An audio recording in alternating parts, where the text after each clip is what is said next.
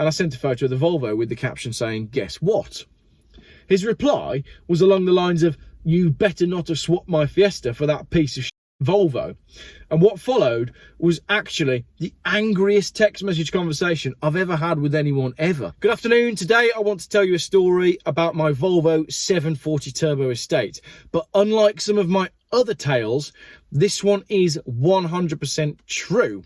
It's a Volvo 740 Turbo Estate in grey. It actually exists.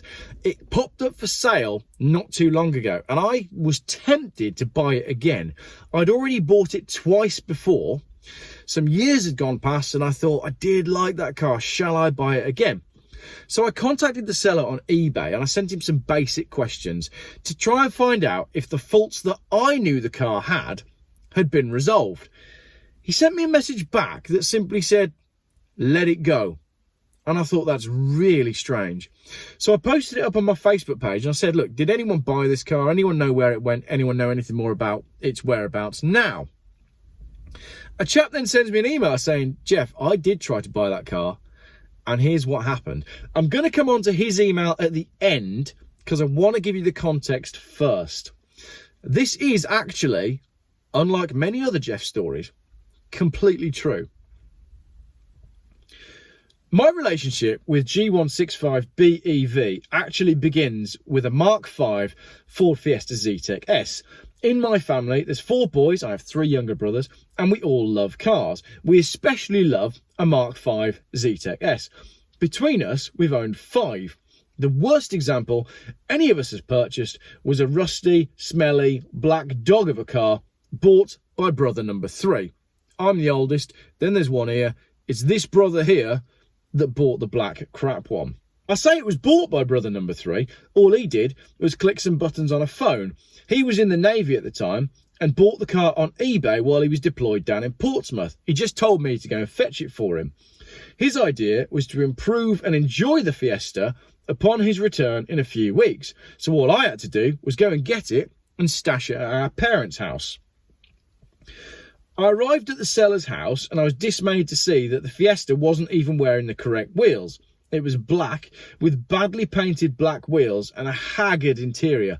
The smell inside the car was somewhere between an ashtray and the bilge of a ship, which made 0 sense. It didn't go in a straight line. It was unstable at any speed, but he'd paid for it and it wasn't my car, so it didn't matter.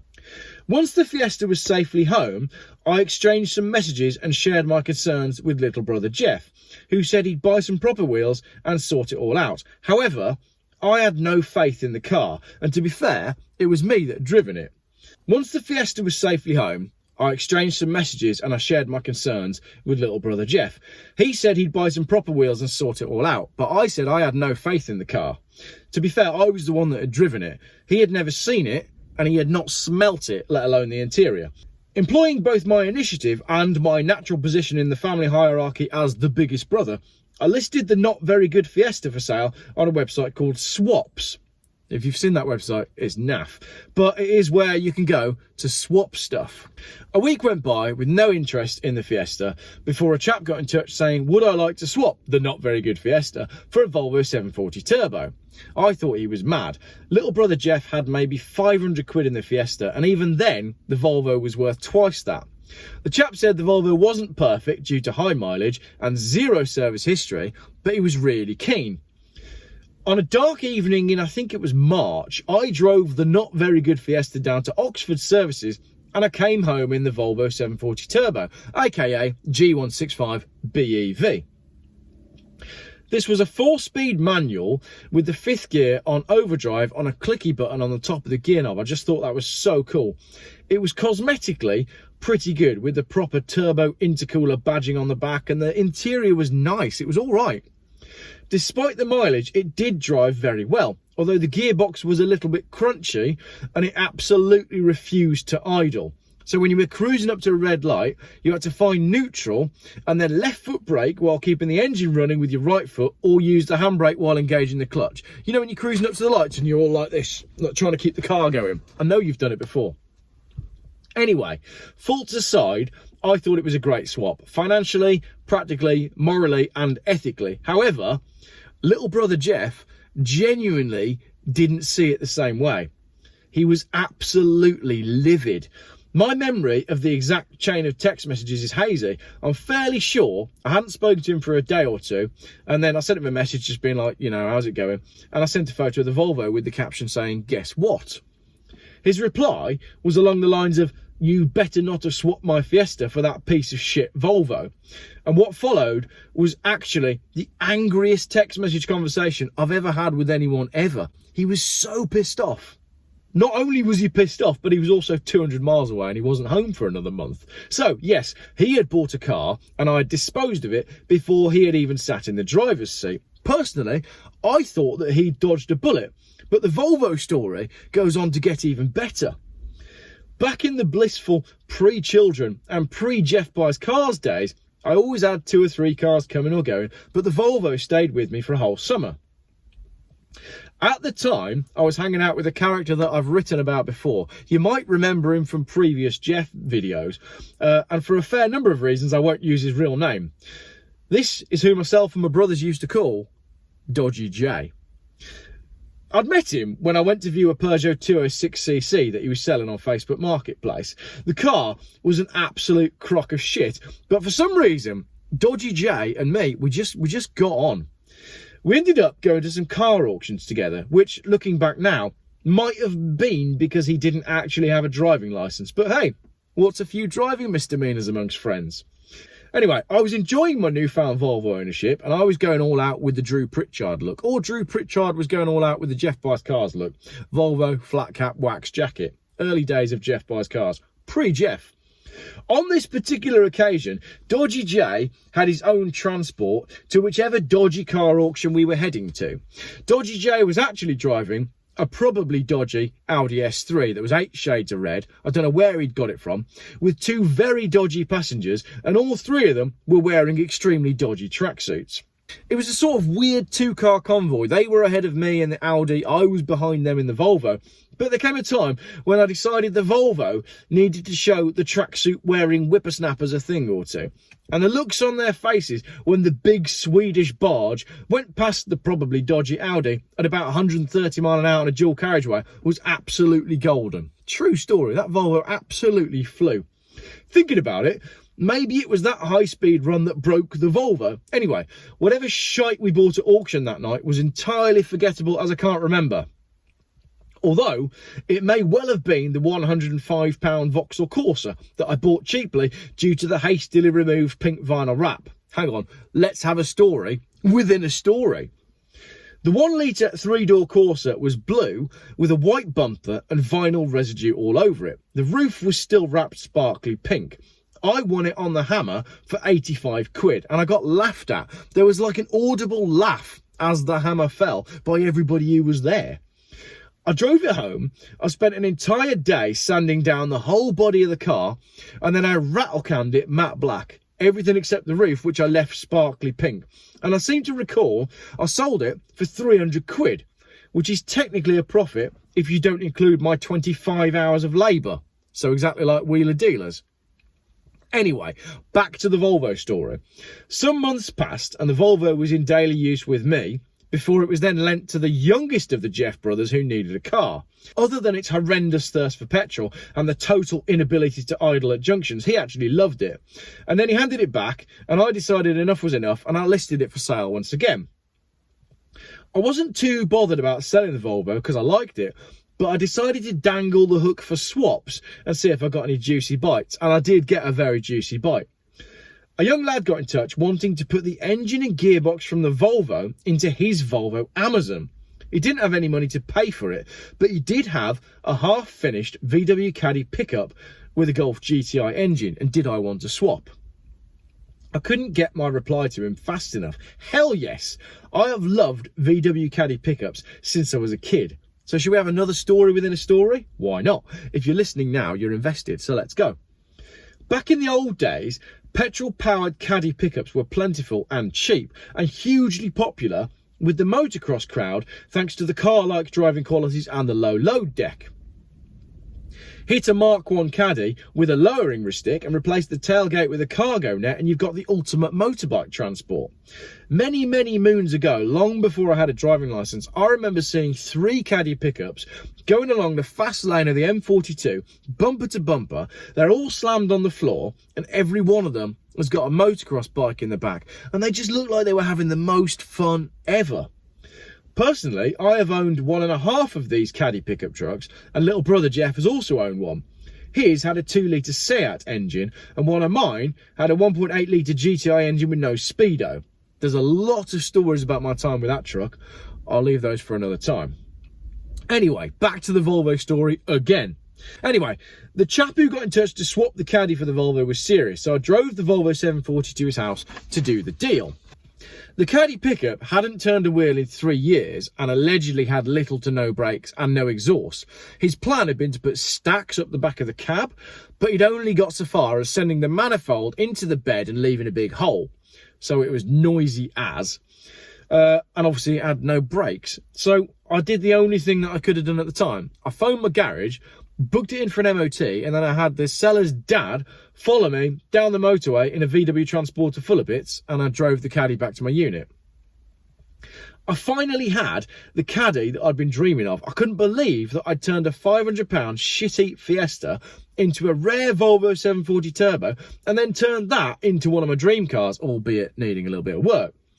Despite my plans and aspirations for the Caddy, it was never meant to be. What happened next was life sort of hit me in the face.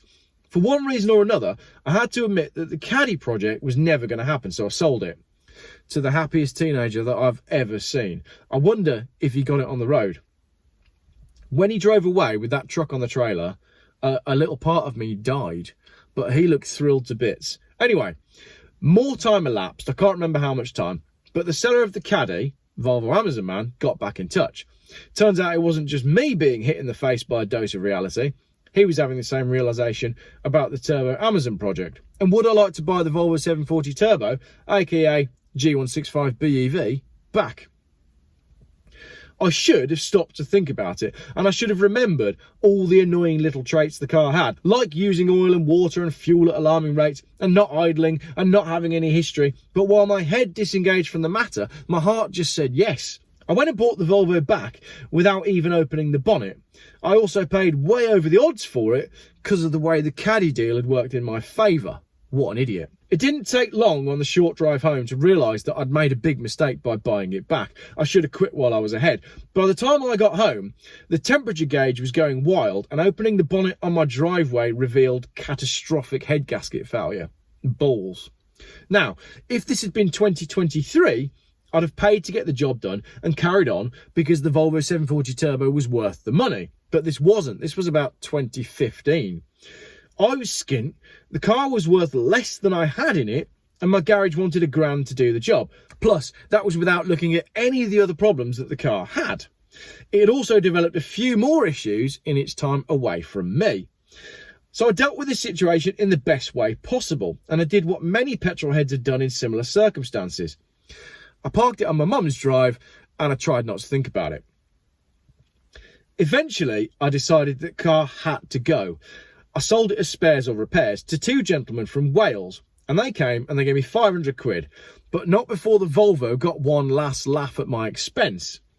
I'd foolishly parked the 740 nose down on my mum's driveway, and of course, after so much time, the battery was toast. There's no way to get a car either side of the Volvo to jump start it, and I didn't have a jump pack.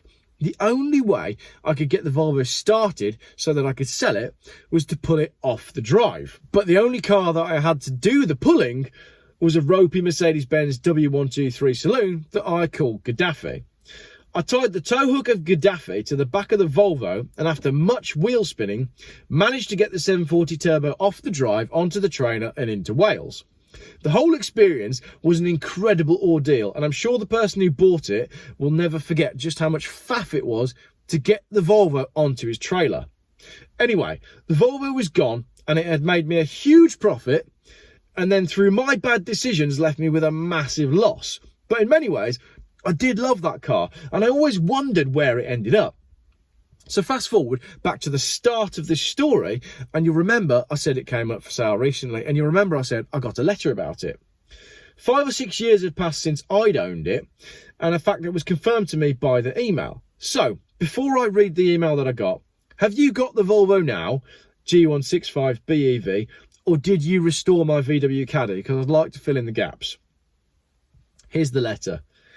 Geoff, just following up on your comment on the sales listing for the dreaded G165 BEV. I originally put a hefty deposit on it in late 2018 when it was for sale by a dealer / scam artist in Coventry, calling himself Jerry, not his real name, as I later found out. He'd recently finished a 3-year sentence for fraudulent MOTs, extortion and GBH towards a customer who tried to take him to court for selling her a dangerous car. I live in Dorset, so I wanted to make sure the car was totally right before I committed to spending £2,000 on it and travelling to Coventry to collect it. I asked him all the usual questions and he assured me that the car was perfect, 100% free of issues, and that it drove like new. He was very good with the spiel, so good in fact that I totally believed him, despite being the son of a car dealer and having heard it all before. It's amazing that we don't learn these lessons, isn't it? I went to Coventry by train to collect the car and was dismayed to find that it didn't run. Eventually, after Jerry flattened the battery trying to start it, he returned with a jump pack, flattened that, returned with a can of fuel and a second jump pack. We got the car started. It ran awfully, it loped to idle like an old Detroit diesel truck, had a chronic misfire, was almost impossible to get into gear without applying Herculean effort, and eventually when I took it around the block, when I hit the brakes for the first time, both indicator lenses fell out as they weren't the correct units for the car. Total comedy, but immensely frustrating and disappointing at the time, being a 6-hour train ride away from home with no return ticket. On returning to the garage, I noticed it was running hot, so I popped the bonnet to find that it had spaffed most of its coolant down the side of the block. Half the vacuum system was disconnected, sensors had been removed and replaced with screws and bits of wood, and the whole car was just a total horror show. I rejected the car and was assured that my deposit, which was paid after agreeing that it would be returnable if the car was not as described, due to me having to travel from Dorset to collect it, would be returned by bank transfer the next day. A week later, no deposit, so I chased it up and I was told, I don't know who you are, and you don't exist, mate, and what Volvo? Eventually turning into, if I'd known you were some sort of Volvo nerd, I'd never have sold you the car, and finally, piss off or I'll f you up. Charming guy. It's a shame, as it is a beautiful looking car and it would be a great project despite all the issues, just not for £2,000 at the time. So that's it. That is my Volvo story. I bought it once, I bought it again. It was then almost bought by that chap. I don't know where the car is now. It was a funny story. Let me know if you've had any disastrous buys like that that you'd like to share with Geoff Buys Cars. And if you know where any of the cars are in the story, let me know, except the Fiesta. Not interested, that was crap.